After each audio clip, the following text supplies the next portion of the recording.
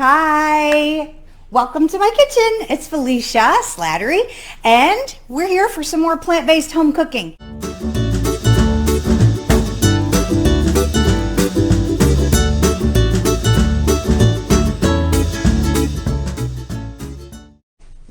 All right, so I don't know about you, but when I grew up, Friday nights was often a fish meal.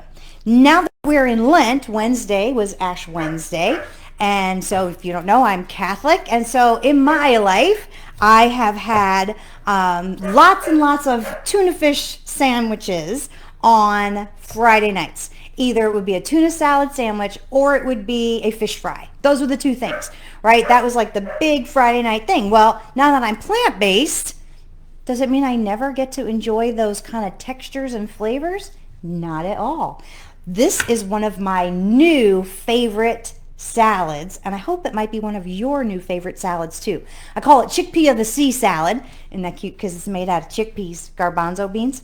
And so we're going to turn this little humble can of garbanzo beans into a fantastic salad, and I hope that you will make it someday too. All right, so I'm going to get started.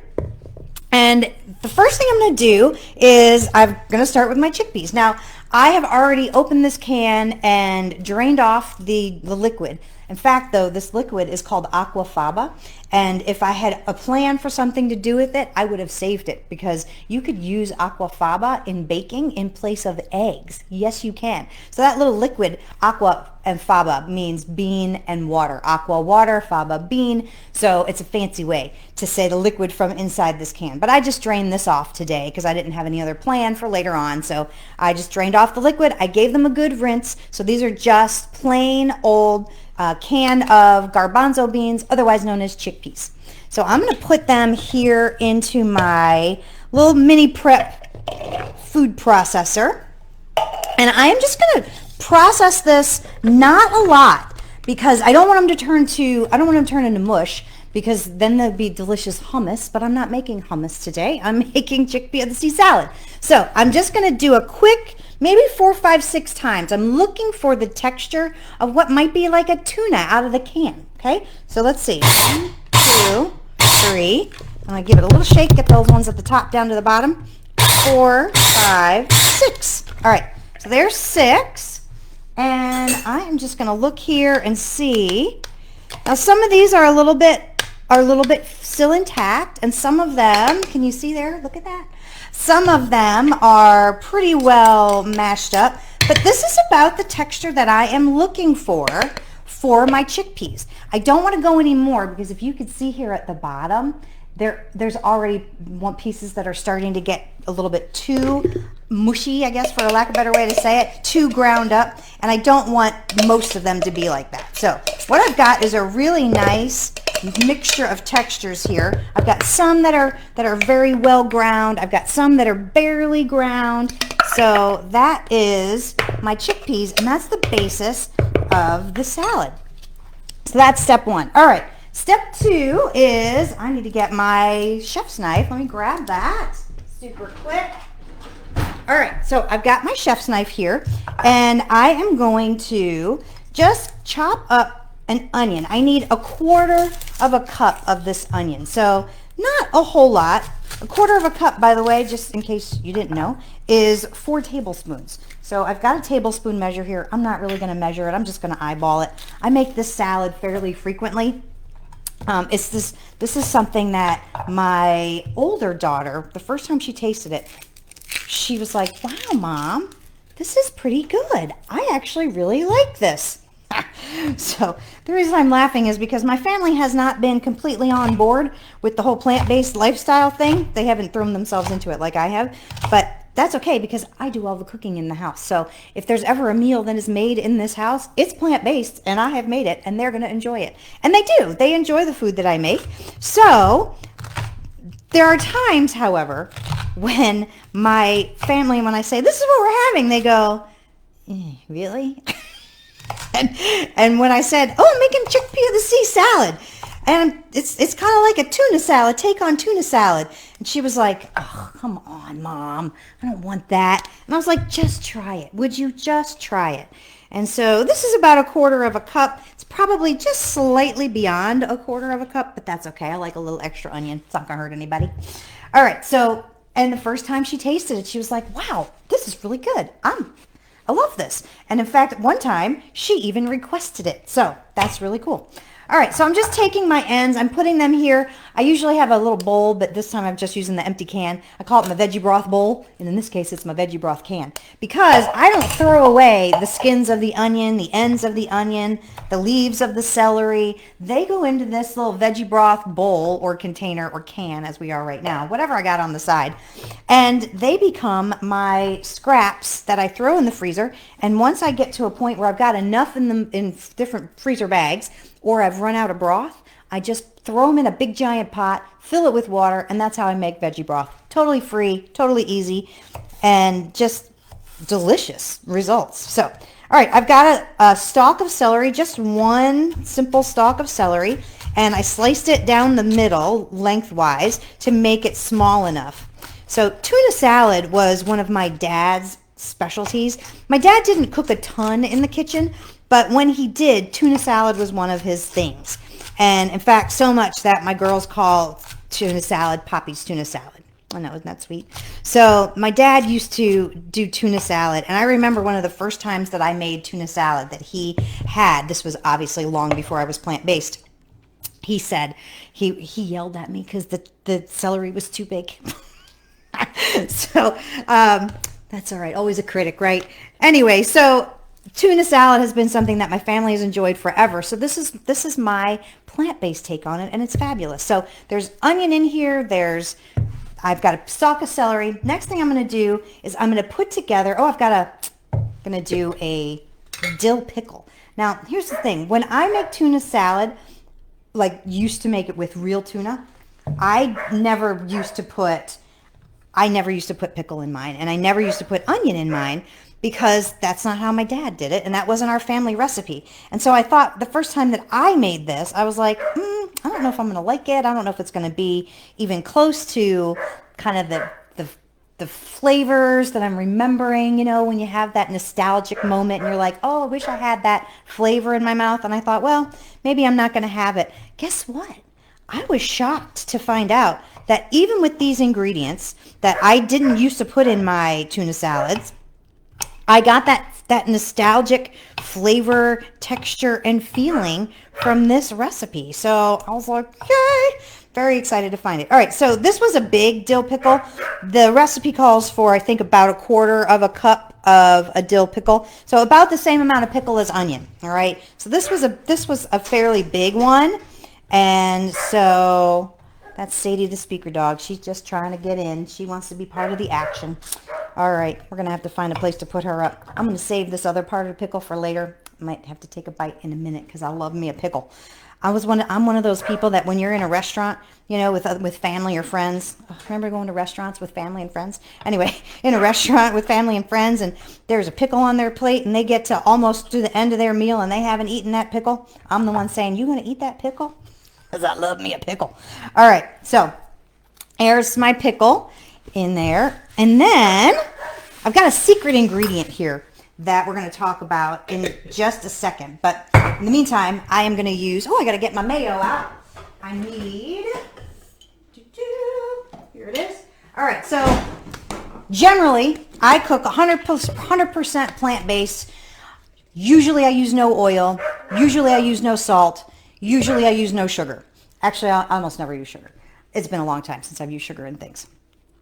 However, when I'm trying to replicate a recipe and bring back that nostalgic flavor, I kind of cheat a little on some of the things that are not the absolute healthiest. So oil, not the absolute healthiest. I actually tweeted something, I think, a few days ago about it. If you're on Twitter, you can go check that link out. But oil's not necessarily the healthiest. And vegan mayo is made of mostly oil. But like I said, I cheat a little when I'm trying to get to familiar flavors and textures, and it's not every day in my diet that I'm eating mayo or oil, so I'm feeling okay about it. Now, if you're trying to lose weight, I don't recommend, the oil thing. But, all right, so how many? 5 tablespoons. So that was 1. All right, count with me out loud. I have to count out loud or I'm going to forget. 2. I always count out loud. I was telling my students this earlier. Here's 3. Earlier this week, I teach some teenagers about plant-based cooking, and I have every Monday night I have a Meatless Monday class. That was 3. If I don't say it out loud, I'm telling you, I get lost. Here's 4. All right, 1 more, and then I'll tell you the rest of the story. So anyway, I always count out loud because, like I said, I'll forget. I just get distracted. I don't know if I have ADD or what, but anyway, my friend Rory Stern, Dr. Rory Stern, who specializes in that, he was like, what do you mean you don't know you have ADD? You do. Whatever. All right, so I've got my 5 tablespoons of my plant-based mayo in here, and I'm going to use some yellow mustard. I got a tablespoon of yellow mustard coming. Yes, I used recipes. I didn't write this one, so I rely on other people's brilliance, and I hope other people enjoy my recipes, and that's how we all learn and grow, right? You get better by testing other people's stuff out and then trying your own. So there's a tablespoon of that, and then I know this is kind of a weird thing, but there's 2 tablespoons of rice vinegar. I know, it's weird, right? Like vinegar in like a tuna-ish salad? Yeah, it totally works. I don't know why, but I think some of the tang kind of rounds it out. It just wakes the whole thing up, makes it a little brighter. It's really nice. I like it. So I'm telling you, if you've never done anything like this before, you've never tried it, I encourage you to give it a try exactly the way I'm making it, even with the vinegar, even with the pickles. And now I'm going to share with you the super crazy, weird, special secret ingredient. You ready? It's called kelp powder or kelp granules. It's seaweed. I know, did I just lose you? Don't freak out. Don't freak out. It's seaweed. Now, there's different kinds of seaweed. This is called hijiki seaweed. This is a different kind. This one I found on Amazon, and it just comes in a pouch like this. You only use a little teeny tiny bit. This one, I want to say I got at, it's an excellent source of iodine, it says. This one I got, I want to say maybe at a Whole Foods or something like that, like a natural grocery store here in town. And it's almost empty because I use it when I'm trying to get a briny flavor and mimic the flavor of something from the sea. Why not use something actually from the sea, like kelp? Use a sea vegetable. So excellent source of iodine, and also they're great vegetables, sea vegetables. And it gives you that flavor from like of like a fish flavor, but not really fish flavor. It's an ocean flavor. So, all right, I am going to use the hijiki today because I find that the hijiki, oh my gosh, as soon as I open this, I got woof, like almost as if I was standing on a beach in Maui, and I just got this overwhelming scent from the ocean. And that's what happened when I opened this up. I know, that's the moment that I got. All right, so I'm going to just put some of these. Now, these are little shreds. How do I describe them? They're little, if you could kind of see there, I don't know if you can see, but they're little tiny shreds. And I need them to be smaller. So hang on a minute, I'm going to just yell at my dog for a second. All right, let's see. So I've got my little tiny shreds, and I'm making them smaller. I want them to be kind of the size of like a ground pepper.